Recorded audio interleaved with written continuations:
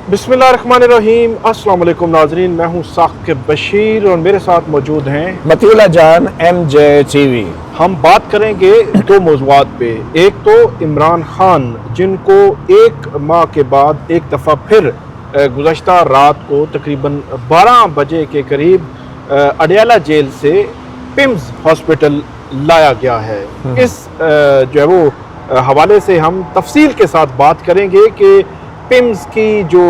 Press release है वो क्या कहती है और इमरान खान की फैमिली और उनकी पार्टी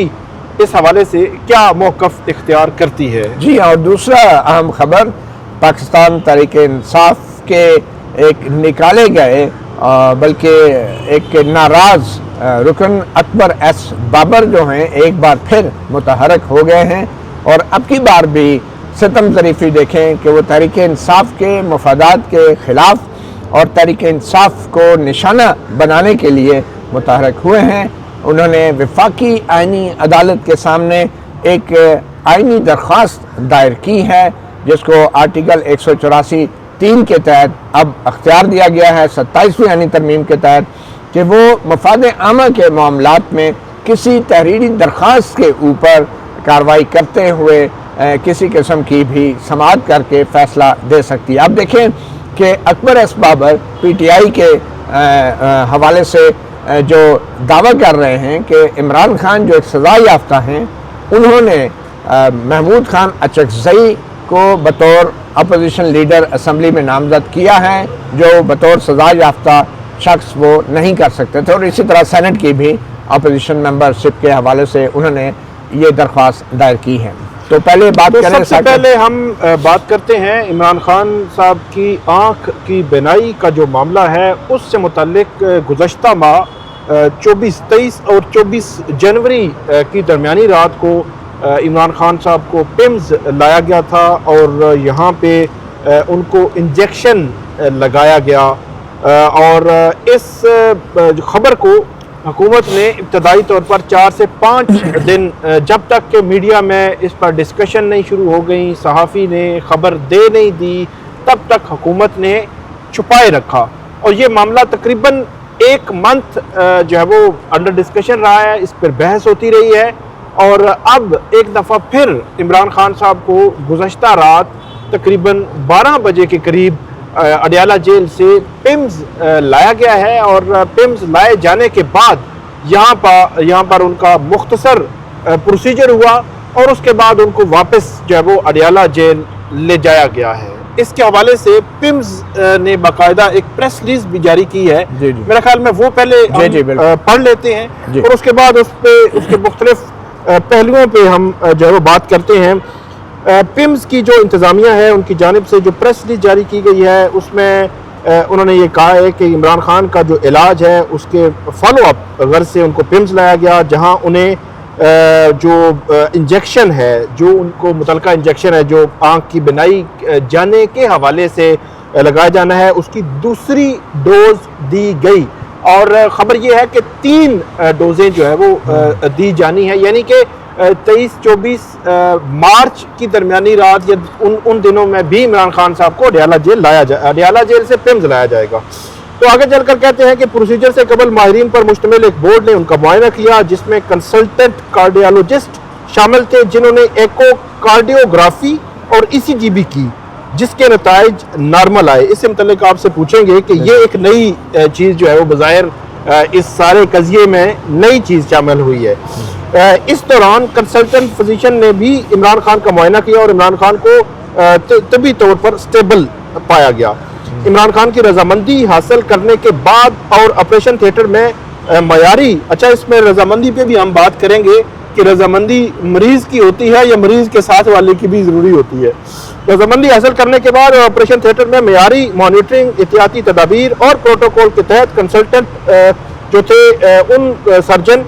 ये पिम्स और अशिफा आई हॉस्पिटल के थे, उनकी निगरानी में उनकी माइक्रोस्कोपी भी रहनुमाई से जब वो की गई और उनकी इंजेक्शन की दूसरी डोज उनको दी गई और ये अमल डे केयर सर्जरी के तौर पर अंजाम दिया गया। इस क़याम के दौरान इमरान खान प्रोसीजर से पहले, दौरान अमल और बाद तमाम तर मराहिल में جو ہے وہ اس اسٹیبل رہے، اور بعد ازاں انہوں نے انتہائی نگہداشت کے ہدایت فالو اپ مشورے اور متعلقہ دستاویزات کے ساتھ ڈسچارج کر دیا گیا۔ ایگزیکٹو ڈائریکٹر پیمز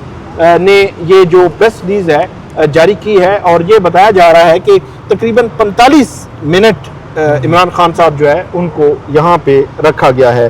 تو ایک تو ہم اس جو پریس ریلیز ہے اسی پریس ریلیز پہ ہی بات کریں گے۔ پریس ریلیز کہہ رہی ہے کہ عمران خان کی رضامندی حاصل کرنے کے بعد ان کو آپریشن تھیٹر لے جایا گیا اور پروسیجر کیا گیا۔ تو یہ رضامندی کے حوالے سے عمومی طور پر جو ہاسپٹلز کے پروٹوکول کیا ہے، وہ صرف مریض سے ہی رضامندی لی جاتی ہے؟ دیکھیں ثاقب، پہلی بات تو یہ ہے کہ عمران خان نے رضامندی دی بھی ہے یا نہیں، اب اس کی کون تصدیق کرے گا؟ کیونکہ سرکار کے اوپر تو کوئی یقین نہیں کرتا، جی، پریس ریلیزوں پہ تو کوئی یقین نہیں کرتا۔ یہ تو وہ سرکار ہے جس نے چھپایا ایک مریض کو، ایک سابق وزیر اعظم کو ہسپتال لے کر آئے یہ لوگ، اور انہوں نے اس واقعے کو چھپایا۔ اب اس چھپانے کے بعد جب خبر لیک ہو گئی تو اب سرکار کی طرف سے بیان پہ کون یقین کرے گا؟ یہ سرکار تو جھوٹی ہے، یہ سرکار تو چھپاتی ہے اتنے خطرناک معاملات کو بھی کہ جس زندگی اور موت کے معاملات ہیں، اور یہ چھپاتی ہیں۔ تو پہلی بات تو یہ کہ کون تصدیق کرے گا کہ عمران خان نے رضامندی دی ہے؟ پریس ریلیز پہ تو کوئی یقین نہیں کرے گا، ان ڈاکٹروں پہ تو کوئی یقین نہیں کرے گا، اس حکومت پہ تو کوئی یقین نہیں کرے گا۔ اب عطا تارڑ پریس کانفرنس کریں گے تو کہیں گے کہ ہم نے جو ہے رضامندی لی ہے، تو ان پہ ہم یقین کر لیں گے، پہلی بات۔ دوسری بات یہ ہے کہ ایک مریض ہے جس کو آپ آپریشن تھیٹر میں لے کے جاتے ہیں، ان کی ٹریٹمنٹ ہو رہی ہے، تو کوئی نہ کوئی اس کا رشتہ دار یا لواحقین تو ساتھ میں ہونے چاہیے، فیملی کوئی۔ اب مجھے بتائیں، عطا تارڑ صاحب کی آنکھ کا مسئلہ ہو جائے، جی، اعظم نذیر تارڑ کی آنکھ کا مسئلہ ہو جائے، شہباز شریف کی آنکھ کا مسئلہ ہو جائے، نواز شریف صاحب کی آنکھ کا مسئلہ ہو جائے، ان کی ویژن کا مسئلہ تو ہے ان ساروں کا، لیکن آنکھ کا مسئلہ ابھی تک نہیں ہے، وہ اللہ تعالیٰ نے ان پہ کرم کیا ہوا ہے، تو کیا یہ اکیلے آپریشن تھیٹر میں چلے جائیں گے؟ ان کے ساتھ کوئی رشتہ دار باہر نہیں کھڑا ہوگا؟ بڑا عام سوال ہے۔ اب یہ بات ہے نا، یہ ہماری جو سوسائٹی ہے، بلکہ پوری دنیا کے یہ نارمز ہیں کہ کوئی پیشنٹ کو آپ ٹریٹمنٹ کر رہے ہیں، چاہے وہ چھوٹی ٹریٹمنٹ ہے، چاہے لوکل انیستھیزیا ہے، جنرل انیستھیزیا ہے، اس کے لواحقین کو تو آپ پہلے انفارم کرتے ہیں نا۔ تو اب مجھے بتائیں کہ اب بھی دوسری بار بھی یہ لے کر آئے ہیں، اور ابھی بھی کوئی رشتہ دار عمران خان کا وہ ہسپتال میں موجود نہیں تھا، اور نہ ہی ذاتی معالج بھی نہیں۔ اچھا، یہ بھی بڑی امپورٹنٹ بات ہے، کیونکہ ذاتی معالج کا بھی مطالبہ ہوتا رہا ہے کہ یار اگر آپ رشتہ دار کو نہیں لا رہے تو کم از کم جو ان کا پرسنل فزیشین ہے، وہ سابق وزیر اعظم ہیں، ایک لیجنڈری کرکٹر ہیں، انہوں نے ساری عمر ان کا ایک خاص ڈاکٹر ہے ان کا اپنا طبی معائنہ کرنے والا، ذاتی معالج جو ہوتا ہے ایسے لوگوں کا، اس کی زندگی میں بڑی اہمیت ہوتی ہے، آپ نے اس کو بھی نہیں اپنے ساتھ رکھا، تو کون حکومت کی گواہی دے گا کہ حکومت جھوٹ بول رہی ہے یا سچ بول رہی ہے؟ اور ایسی صورتحال میں انہوں نے جو بھی ٹیسٹ کیے ہیں، اب جیسے آنکھ کا ٹیسٹ ہے، اب اس کے دو پہلو ہیں جو پریس ریلیز میں آپ نے بات کی ہے۔ ایک تو یہ ہے کہ یہ جو آنکھ کا ٹیسٹ ہے یہ اس لیے انتہائی اہم ہے، یہ جو دوسری بار انہوں نے کیا ہے ٹریٹمنٹ جو کیا ہے، دوسرا انجیکشن، کہ اب اس انجیکشن کے بعد پتہ چلے گا کہ عمران خان کی بینائی جو ہے وہ امپروومنٹ کی طرف جا رہی ہے، یا بس جو بتایا تھا ختم ہو گئی ہے، یا اتنی ہے جتنی کہ آپ ڈاکٹر کہہ رہے ہیں کہ بغیر اینک کے جو ہے وہ 70-75% جو ہے جا چکی ہے۔ پچھلی دفعہ ایک ہفتہ پہلے وہاں پہ چیک اپ ہوا تھا، اور اینک کے ساتھ جو ہے 70-75% آ چکی ہے، اینک کے بغیر 70-75% جا چکی ہے، اور اینک کے ساتھ 70-75% بحال ہو گئی ہے۔ ساری نہیں گئی میرا خیال ہے، جہاں تک مجھے یاد پڑتا ہے۔ نہیں دیکھیں، اینک کے بغیر ڈیمیج ہوئی ہے 70% سے زیادہ، یہی بتایا گیا نا۔ دیکھیں، جو عمران خان نے بتایا کہ میری نظر جو ہے 85% جا چکی ہے، ٹھیک ہے، اور وہ ڈاکٹر نے ان کو بتایا، ٹھیک ہے نا، اور یہی بات عدالتی معاون نے بھی کہی ہے، سپریم کورٹ کا عدالتی معاون تھا، اور پھر بعد میں بتایا گیا کہ نہیں، اینک کے ساتھ یہ سائٹ جو ہے وہ اینک کے ساتھ 6/6 دونوں کی وہ کہہ رہے اینک کے ساتھ ہے، لیکن بغیر اینک کے کیا ہے، مطلب ایک آنکھ جو ہے وہ 6/6 ہے اور دوسری اینک کے ساتھ وہ کتنی ہے، وہ 6/6 اینک کے ساتھ کہہ رہے، شاید آپ یہ کہنا چاہ رہے ہیں۔ دیکھیں، میرا یہ خیال ہے کہ فلی ریکور نہیں ہوئی، اینک کے ساتھ بھی نہیں۔ مجھے جو جنرلی جو اعظم نذیر تارڑ نے بھی بات کی تھی کہ ڈاکٹرز یہ کہہ رہے ہیں کہ 70% جو ہے وہ بحال ہے، میں یہ کہہ رہا ہوں نا، اینک کے ساتھ، اور اینک کے بغیر 70% جا چکی ہے۔ اب یہ دیکھنا اب ہوگا این کے بغیر این کے بغیر کیونکہ یہ عمران خان نے کہا ہے سپریم کورٹ کے عدالتی معاون نے 85% کا ہے. یہ اصل میں یہ جو چیز ہے نا کہ 85% چلی گئی تھی اور وہ 85 یا 70% این کے ساتھ واپس آ رہی ہے, یہ کراس چیک تب ہی ہوگا جب ان کے ذاتی معالجین چلیں اب وہ تو ہو گیا, لیکن یہ میں بات کر رہا ہوں جو ابھی تک سپریم کورٹ کے عدالتی معاون نے 85% کہا تھا کہ خان صاحب کہہ رہے ہیں جا چکی ہے, وہ پہلا انجیکشن جب لگا تھا, ٹھیک ہے, اب دوسرا ہے. تو میں یہ کہہ رہا ہوں کہ دوسرا انجیکشن اس لیے اہم ہے کہ اب اس انجیکشن کے بعد پتہ چلے گا کہ کیا یہ جو بینائی ہے یہ بہتری کی طرف جا رہی ہے یا نہیں, کیونکہ انجیکشن کا مقصد یہی ہوتا ہے کہ بینائی کو بحال کیا جائے, اور یہ 3 انجیکشن لگتے ہیں اس لیے ہیں کہ وہ آہستہ آہستہ بینائی بحال کرنے کے لیے 3 انجیکشن لگتے ہیں. تو یہ اب دیکھنے کی بات ہے کہ اس دوسرے انجیکشن کے بعد اگر وہ بہتری کی طرف جاتی ہے, اگر اس میں امپروومنٹ نہیں آتی تو اس کا مطلب ہے جو بھی ڈیمیج ہوا ہے وہ پرماننٹ ہے. یہ دوسرے انجیکشن کے بعد پتہ ہے چل جانا چاہیے. اب معلوم نہیں حکومت جو ہے یہ بتاتی بھی ہے یا نہیں. اب دوسری طرف آ جائے ہارٹ کا جو انہوں نے جو ایکو کارڈیوگرافی اور ای سی جی کی گئی ہے, یہ کنسلٹنٹ جو کارڈیولوجسٹ تھے وہ اسپیشلی پہلی جو جتنی بھی عمران خان صاحب کو پچھلی دفعہ لایا گیا تھا تو وہ آنکھ کے ہی ڈاکٹر عارف اور ان کی ٹیم تھی, لیکن اب کی بار کارڈیولوجسٹ جو ہے ان کا اضافہ کیا گیا ہے اور ایکو کارڈیوگرافی اور ای سی جی کی گئی ہے. اچھا, اس کی وجہ یہ ہے کہ حکومت کو یہ احساس ہوا کہ نہ تو وہ ذاتی معالج کو رسائی دے رہے ہیں, نہ وہ کسی رشتہ دار کو رسائی دے رہے ہیں. خدا نہ خواستہ 73 سال عمر ہے, اگر کوئی اور مسئلہ ہو گیا یہ تو سارے کا سارا ملبہ تو حکومت پہ اور ان ڈاکٹروں پہ گرے گا. اور پہلا سوال یہ ہوگا کہ حکومت کیا چھپا رہی تھی کہ ذاتی معالج کو رسائی نہیں دی, رشتہ داروں کو رسائی نہیں دی, اور ابھی خدا نہ خواستہ کوئی ایسا حادثہ ہو گیا تو کس پہ الزام آئے گا.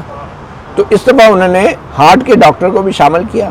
اور ہارٹ کے ڈاکٹر کے کندھے پہ رکھ کے اب ساری سچویشن ہو رہی ہے. اچھا, یہ آپ دیکھ لیں کہ ڈاکٹروں کے اوپر چیزیں ڈالی جا رہی ہیں. سیدھی سی بات تھی کہ یار آپ ذاتی معالج کو ایکسیس دے دیتے, آپ جو ہے رشتہ دار کو ایکسیس دے دیتے, اور پھر آپ یہ بات کرتے تو لوگ اس پہ یقین بھی کرتے, وہ رشتہ دار بھی کہتا نا. اب ہوا کیا اب کی بار بھی ویسے ہی ہوگا جیسے پہلے ہوا تھا. اب کی بار بھی بیرسٹر گوہر علی خان کو بلا کے یا راجہ علامہ ناصر عباس کو بلا کے بریفنگ دی جائے گی. بیرسٹر گوہر تو وہ ہم آگے چل کے بات کرتے ہیں, وہ کہہ رہے ہیں رات 2 بجے مجھے میسج آیا, حالانکہ 2 بجے سارے میڈیا پہ چل چکا تھا. 2 بجے میسج آیا کہ عمران خان صاحب کو ہم لائے تھے واپس لے گئے ہیں, بس اتنا بتایا گیا. اب کی بار بلانے کی بھی زحمت نہیں کی گئی, کیونکہ دیکھیں مسئلہ یہی ہے نا کہ جو میڈیکل ریکارڈ ہوتے ہیں وہ بڑے پرائیویٹ ہوتے ہیں, یہ کانفیڈینشیل ہوتے ہیں. اب بیرسٹر گوہر کو عمران خان کا رشتہ دار تو ہے نہیں, نہ ہی عمران خان نے ان کو نامزد کیا ہے کہ آپ ان کو میرے میڈیکل ریکارڈ بتا دیں. اس بات کا کوئی ریکارڈ پہ چیز موجود نہیں ہے کہ عمران خان نے اجازت دی ہے اپنے میڈیکل ریکارڈ بیرسٹر گوہر اور دیگر سیاسی قائدین کے ساتھ شیئر کرنے کے لیے. کوئی ایسی چیز ریکارڈ پہ نہیں.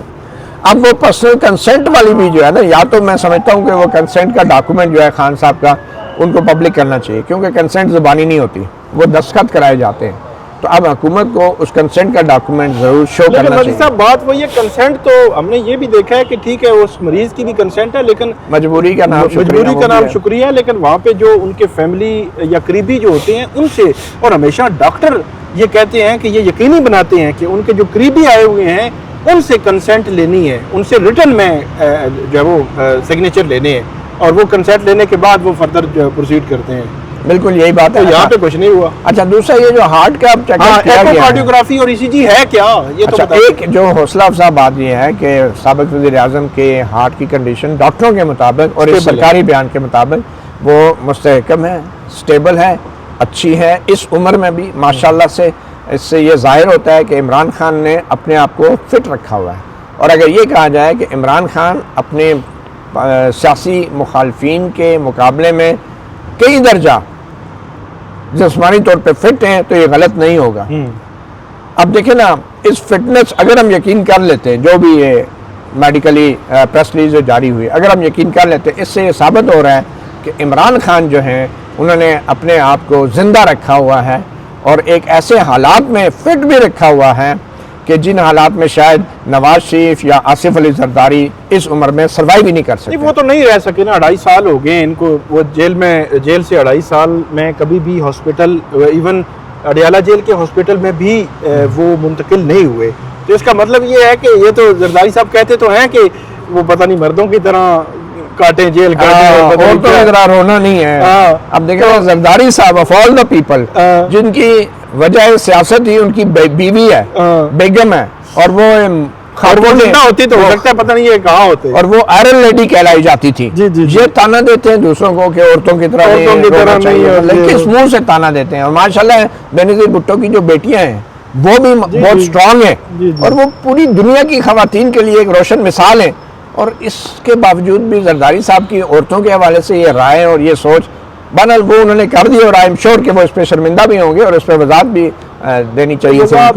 بٹ اینی وے جو ہارٹ کا ٹیسٹ ہوا ہے, جو میری بیسک جو جنرل معلومات ہیں یا بیسک نالج ہے, اس میں یہ الٹرا ساؤنڈ کیا گیا ہے ہارٹ کا, ایکو کارڈیوگرافی. اس میں وہ ایک لیکوڈ لگاتے ہیں آپ کی چیسٹ پہ اور اس کے اوپر کچھ سکینرز رکھتے ہیں. ان سکینرز کی مدد سے ٹی وی سکرینز کے اوپر ایکچولی ریئل ٹائم میں ہارٹ موومنٹ نظر آتی ہے, دل دھڑکتا نظر آتا ہے. اس کے مطابق اب انہوں نے ڈاکٹرز کی جو پریس ریلیز ہے اس میں بتایا گیا کہ ان کا ہارٹ جو ہے اس کی پمپنگ بھی صحیح ہے اور اس کا سائز اور اس کی ہیلتھ جو ہے وہ بھی صحیح ہے. تو میرا یہ خیال ہے کہ ریئل ٹائم میں جو مانیٹرنگ کی گئی ہے, جو اسکین کیا گیا ہے, اس کے مطابق عمران خان کی ہارٹ کی کنڈیشن بہتر ہے اگر ہم ان ساری چیزوں پہ یقین رکھیں. مگر میں پھر یہ کہوں گا کہ حکومت ایک بہت بڑا خطرہ مول لے رہی ہے, اور اس میں کیونکہ یہ کچھ پتہ نہیں چلتا. ایک اور الزام پھر جس پہ آئے گا حکومت ہوگی اور ڈاکٹرز ہوں گے, خدا اور کسی پہ نہیں ہوگا, اور کسی پہ نہیں ہوگا. اور سب سے پہلا سوال یہ ہوگا کہ چھپایا کیا جا رہا تھا, چھپایا کیا ڈاکٹرز کی جو رپورٹ تھی وہ درست بھی تھی یا نہیں. اور اس میں ایک اور پہلو بھی ہے, اگر جس طرح حکومت کہہ رہی ہے, یہ جس طرح یہ پریس ریلیز کہہ رہی ہے کہ وہ سٹیبل ہیں, وہ بہتر ہو رہے ہیں, ریکوری ہو رہی ہے, تو یہ تو جو گورنمنٹ ہے ان کے حق میں یہ چیز جاتی ہے, یہ پوائنٹ ان کے حق میں جاتا ہے. کیا جائے کہ وہ چھپائیں, وہ ان کے ذاتی معالج کو بلائیں, ڈاکٹرز کے سامنے بٹھائیں, اور عمران خان جب آئے ہوئے تھے ان کے ساتھ وہ بھی موجود ہوتے اور یہ پریس ریلیز آتی تو یہ تو حکومت کو زیادہ فیور کرتی کہ ان کے ذاتی معالج بھی موجود تھے. جی بالکل یہ بات, تو پتہ نہیں کیا چھپانا چاہ رہے ہیں. جب آپ چھپائیں گے تو پھر سوالات اٹھیں گے. تو اس میں بیرسٹر گور کہہ رہے ہیں آج صبح 2 بجے مجھے ایک میسج کے ذریعے اتنا بتایا گیا کہ خان صاحب کو پیمز ہاسپٹل انجیکشن لگانے کے لیے لائے گئے تھے. مجھے پیشگی اطلاع نہیں تھی. ہمارا مطالبہ آج بھی وہی ہے کہ خان صاحب کا شفا انٹرنیشنل میں ڈاکٹر فیملی کی موجودگی میں چیک اپ کیا جائے. ڈاکٹر نورین یا فیملی جو ہے عمران خان صاحب کی, ان کے حوالے سے بھی یہ آیا کہ ان کو بھی پیشگی اطلاع بھی نہیں دی گئی, نہ ڈاکٹرز کو, نہ فیملی کو, نہ معلوم نہیں. اب کی بار یہ بھی نہیں بتایا گیا کہ بشرا بی بی کو اطلاع تھی یا نہیں. اب یہ بھی نہیں ان کی کنسرن تھی یا نہیں, کیونکہ لاسٹ ٹائم میں بشرا بی بی کا بھی ذکر کیا گیا تھا کہ ان سے بھی, لیکن میرا خیال ہے ان کی کنسنٹ میٹر اس لیے نہیں کرتی, وہ کیونکہ ساتھ نہیں ہوتی نا. وہ جب یہ سارا پروسیجر ہو رہا ہوتا ہے وہ ساتھ نہیں ہوتی, تو اس لیے میرا نہیں خیال کہ ان کی کنسنٹ اس طرح اب ہمیں انتظار ہے کہ دوسرا ٹیکہ لگنے کے بعد کیا ان کی بینائی میں بہتری آئی ہے یا نہیں. یہ بڑی امپورٹنٹ چیز ہے, کیونکہ اگر دوسرے ٹیکے کے بعد بینائی میں بہتری نہیں آ رہی تو اس کا مطلب ہے جو بھی سچویشن ہے وہ وہاں پہ رک گئی ہے, جتنی خراب ہونی تھی ہو گئی ہے, ڈیمیج irreversible ہے خدا نہ خواستہ. تو اب لیکن معاملہ یہ ہے کہ یہ آزادانہ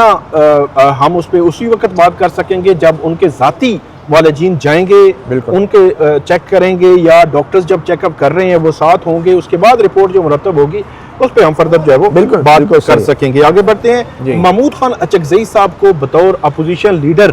ہٹانے کے لیے اکبر ایس بابر جو ہے وہ میدان میں آ چکے ہیں. محمود صاحب ہی ہیں جی, صرف محمود خان اچکزئی ہیں میرے خیال میں, ناصر عباس صاحب کو بھی نہیں محمود خان اچکزئی ہیں جن کے خلاف جو ہے وہ یہ درخواست آئی ہے. اس کے چیدہ نکات میں پڑھ بھی دیتا ہوں کہ اکبر ایس بابر صاحب نے جو سابق جج ہیں اسلام آباد ہائی کورٹ کے شوکت عزیز صدیقی صاحب, ان کے ذریعے یہ آئینی درخواست رب نے بنا دی جوڑی وفاقی آئینی عدالت میں جو ہے وہ دائر کی ہے. اس کے چیدہ نکات جو ہے وہ یہ ہیں کہ یہ درخواست گزار نے اپنا وہی کہا ہے کہ وہ بانی رکن ہیں پی ٹی آئی کے, اور 4 دہائیوں سے آئین کی بالادستی کے لیے کوششیں ہیں. وہ تو ویسے نظر آ رہے ہیں ہمیں, وہ تو 13 جنوری کو بھی اور باقی بھی ہمیں نظر آیا کہ انہوں نے کیسے آئین کی بالادستی کی. یہ کہتے ہیں کہ وہ آزادانہ تصدیق کرنا ضروری ہے جو اسپیکر قومی اسمبلی کی جانب سے جو ارکان ہیں ان کے دستخطوں کی. ریکارڈ میں کوئی ثبوت نہیں کہ آزاد ارکان نے عامر ڈوگر کو اپنی نمائندگی کا کوئی اختیار دیا تھا. کیا کوئی سزا یافتہ نااہل شخص جیل سے بیٹھ کر پارلیمانی عمل کو کنٹرول کر سکتا ہے؟ سوال اٹھایا گیا ہے. ماضی میں استعفوں کی تصدیق کے لیے اسپیکر ارکان کو ذاتی حیثیت میں طلب کرتے تھے. اس بار اسپیکر قومی اسمبلی کی جانب سے طریقہ کار نظر انداز کیا گیا. قائد حزب اختلاف کا عہدہ جوڈیشل کمیشن اور الیکشن کمیشن کی اہم تقرریوں میں کلیدی کردار ادا کرتا ہے. دستخطوں کی تصدیق کے بغیر جاری کردہ نوٹیفیکیشن غلطی نہیں بلکہ آئین کی خلاف ورزی ہے۔ تو اب یہ محمود خان اچکزئی صاحب کے خلاف وفاقی آئینی عدالت میں یہ درخواست آئی ہے، اور مجھے یاد پڑتا ہے کہ جب یہ نوٹیفیکیشن آنے کی باتیں ہو رہی تھی تو انہی دنوں میں یہ بات ہو رہی تھی کہ اکبر ایس بابر صاحب کی جانب سے وفاقی آئینی عدالت میں ایک درخواست دائر کی جائے گی محمود خان اچکزئی صاحب کے خلاف۔ اب مجھے سمجھ نہیں آ رہی کہ اتنا جو ہے وہ تاخیر پتہ نہیں کس بات پہ ہوئی ہے۔ بہرحال انہوں نے درخواست اب دائر کر دی ہے، اور وہ کہہ رہے ہیں جی ایک نااہل سزا یافتہ شخص کیسے یہ جو ہے وہ کہہ سکتا ہے کہ فلاں کو بنائیں اور فلاں کو نہ بنائیں، اور دستخطوں کی آزادانہ تصدیق بھی نہیں کی۔ ثاقب، پہلی بات تو یہ ہے کہ بڑی بدقسمتی کی بات ہے اور شرمناک صورتحال ہے کہ وزیر اعظم شہباز شریف کے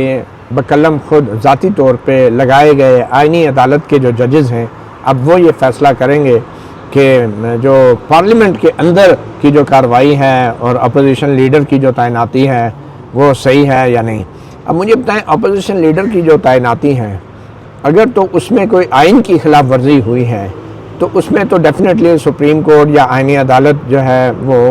اس میں مداخلت کر سکتی ہے، کیونکہ وہ آئین کی، جیسا کہ آپ کو یاد ہے قاسم سوری نے ایک رولنگ دی تھی جس میں آئینی عمل مکمل نہیں ہوا تھا، جس پہ سپریم کورٹ نے مداخلت کی تھی۔ مگر یہاں پہ مجھے سمجھ نہیں آتی کہ ہر کوئی بھی شخص منہ اٹھا کے پارلیمنٹ کے اندر کی کارروائی کے حوالے سے چیلنج لے کے آ جاتا ہے۔ نہ تو Akbar S Babar P T I کے رکن ہیں عملی طور پہ، یہ اور بات ہے کہ وہ دعوے بہت کرتے ہیں، وہ کہتے ہیں کہ میں بانی رکن ہوں، بس وہ اپنا بانی رکن ہے، تو وہ بس بانی تو رہ گئے لیکن رکن نہیں رہ گئے۔ ادھر بڑے بڑے بانیوں کے ساتھ جو ہو رہا ہے نا وہ آپ دیکھ لیں۔ تو جب پارٹی ان کو نہیں چاہتی، انہوں نے نکال دیا ہے، تو وہ زبردستی کا وہ اپنے آپ کو کہتے ہیں نا پرائی شادی میں عبداللہ دیوانہ، وہ اصل میں یہ بھی ہے نا کہ وہ کہتے ہیں میں نہیں آتا پھر پارٹی بھی نہیں چلے گی، پارٹی بھی نہیں چلے گی۔ بس اس طرح کے لوگ ہوتے ہیں جو مخصوص مفادات کے لیے استعمال ہوتے ہیں۔ اور اکبر ایس بابر جو ہیں انہوں نے پہلے فارم فنڈنگ کا بھی کیس کیا، ٹھیک ہے، اس کیس کے دوران جو کچھ انہوں نے کیا بڑے اہم نقطے اٹھائے، لیکن وہ الیکشن کمیشن تھا، وہ معاملہ ڈیفرنٹ تھا۔ یہاں پہ آئینی عدالت کے سامنے درخواست ڈالنا، اور آئینی عدالت اگر اس کو ٹیک اپ کر لیتی ہے، اس کا مطلب ہے آئینی عدالت کے معزز ججوں اور معزز درخواست گزار اکبر ایس بابر میں کوئی فرق نہیں ہے، دونوں ایک جیسے ہیں، ٹھیک ہے، ان دونوں کی لوکل اسٹینڈ آئی بھی ایک یہ بھی جیسے تو ہو سکتا ہے نا کہ وفاقی آئینی عدالت اس کو کہے کہ یہ قابل سماعت ہی نہیں ہے۔ ایگزیکٹلی، اس کی وجہ کیا ہے؟ وجہ یہ ہوگی کہ بھائی پارلیمنٹ کی کارروائی آئین کے جو تحت وہ پروٹیکٹڈ ہے، پارلیمنٹ کی اندر کی جو پروسیڈنگ ہوتی ہے اس کو کسی بھی عدالت میں چیلنج نہیں کیا جا سکتا۔ وہ آرٹیکل 166 ہے یا 66 میرے خیال میں، مجھے ایگزیکٹ یاد نہیں ہے، لیکن واضح طور پہ لکھا ہے کہ پارلیمنٹ کی کارروائی پروٹیکٹڈ ہوگی، کیونکہ وہ جو کارروائی ہوتی ہے وہ قواعد کے مطابق ہوتی ہے، اور جو قواعد ہوتے ہیں وہ پارلیمنٹ بناتی ہے اپنے قواعد، رولز جو ہوتے ہیں وہ آئین میں ڈائریکٹلی پروویژنز ایسا نہیں ہوتی ہے ساری کارروائی کی، وہ پارلیمنٹ آف پاکستان چاہے نیشنل اسمبلی ہے چاہے سینٹ ہے، اس کے رولز کے تحت وہ کارروائی ہوتی ہے۔ اپوزیشن لیڈر کی تعیناتی بھی رولز کے تحت ہوتی ہے، اس میں پارلیمانی پارٹی کا جو رول ہے وہ بھی آپ کو یاد ہے آئین کے آرٹیکل 63 میں بڑا واضح طور پہ لکھا بھی گیا، اور پھر اس کی تشریح بھی کر دی گئی تھی۔ تو میں سمجھتا ہوں کہ اکبر ایس بابر جو ہیں ان کا کوئی لینا دینا نہیں ہے پارلیمنٹ کے اندر کی کارروائی سے۔ اگر وہ اس قابل ہوتے کہ وہ پارلیمنٹرین ہوتے تو لوگ انہیں ووٹ دے کے پارلیمنٹ میں بٹھا دیتے، وہ ان کو تو فارم 47 کے تحت بھی پارلیمنٹ میں لے جانے کی کوئی کوشش نہیں کی گئی۔ تب دیتے جب وہ کھڑے ہوتے، الیکشن میں نہیں کھڑے ہوتے، اور وہ بانی کر کے بانی پی ٹی آئی کر کے، نہ بانی پی ٹی آئی تو جیل میں ہے، یہ کس چیز کے بانی ہیں؟ اکبر ایس بابر صاحب جو ہے انہوں نے دیکھیں کہ بلے کے نشان پہ اتنی بڑی جنگ لڑی اور ایک پوری پارٹی کو ڈسمنٹل کر دیا اور سائیڈ لائن کر دیا، اور الیکشن پہ کتنے سوالات اٹھ گئے اس وجہ سے،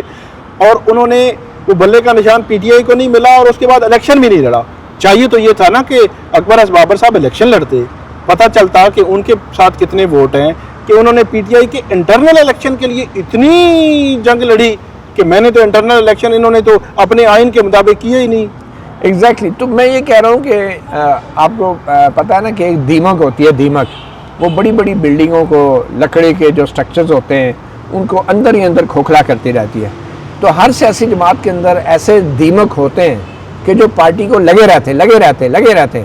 اور وہ دیمک کی طرح اپنی اس سیاسی جماعت کو اپنے ذاتی انتقام کا، ذاتی مفادات کا نشانہ بنانے کی کوشش کرتے ہیں۔ تو آج بھی سیاسی جماعتوں میں بہت سے ایسے دیمک خصلت کے میں کہوں گا لوگ موجود ہیں جو اپنی فورمز کو، اپنی سیاسی جماعتوں کو صرف اس لیے تباہ کرنا چاہتے ہیں کہ ان فورمز نے جو ہے ان کو اب اپنا حصہ نہیں رکھا. بہت سے ایسے لوگ موجود ہیں. تو میرے خیال میں یہ جو درخواست ہے وفاقی آئینی عدالت کو پہلی سماعت میں اس کو ڈسمس کرنا چاہیے. ادروائز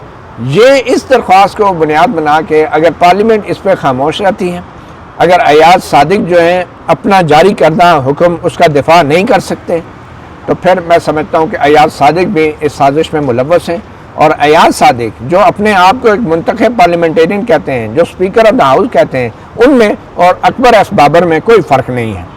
تو ان کو تھوڑا سا اپنے عہدے کا خیال رکھنا چاہیے. اور میں سمجھتا ہوں پارلیمنٹ کو وفاقی آئینی عدالت کے سامنے حکومت کو اس کا دفاع کرنا چاہیے. اور اب دیکھنا ہی ہے کہ کیا اٹارنی جنرل فار پاکستان، کیا پارلیمنٹ آف پاکستان جو ہے اپنے دائرہ اختیار کو، اپنی بالادستی کو آئینی عدالت کے سامنے اسٹیبلش کرے گی، یا چھوٹے چھوٹے ذاتی سیاسی رنجشوں اور انتقامی کارروائیوں کے طور پہ پارلیمنٹ کے اختیار کو جو ہے وہ بیچے گی، اس کا سودا کرے گی، صرف اس لیے کہ اپوزیشن لیڈر جو ہے وہ سیاسی اپوزیشن سے اس کا تعلق ہے اور حکومت کا اس سے کوئی لینا دینا نہیں ہے. لینا دینا نہیں ہے. آپ دیکھتے ہیں کہ وفاقی آئینی عدالت اس پہ کتنی پھرتی دکھاتی ہے، یا اس کو ایک روٹین کی درخواست کے طور پر لیا جاتا ہے، کیونکہ ہم دیکھ رہے ہیں کہ طارق جہانگیری صاحب نے بھی 2-2.5 ہفتے پہلے جو فیصلے کو چیلنج کیا تھا وہ ابھی تک مقرر نہیں ہوا. اب یہ ہمیں جو پتہ چل جائے گا وفاقی آئینی عدالت اس کو کیسے دیکھتی ہے. اس جو آئینی میرے خیال میں اس کا ہے ایک سیاسی پہلو بھی ہے، اور سیاسی پہلو یہی ہے کہ اپوزیشن کو آنے والے وقتوں میں مزید دباؤ میں رکھنا. وہ دیکھیں نا، آخر حکومت نے ڈیسائیڈ کیا نا کہ لیڈر آف اپوزیشن لگا دیں، اسپیکر نے ڈیسائیڈ کیا نا، حکومت ہی تھی نا. تو اب کیا وجہ ہے کہ اس طرح کی درخواستیں لائی جا رہی ہیں؟ صرف مقصد یہ ہے کہ اس پورے سیاسی عمل کو اور پارلیمنٹ کو وفاقی آئینی عدالت کے ہاتھوں یرغمال بنانا ہے.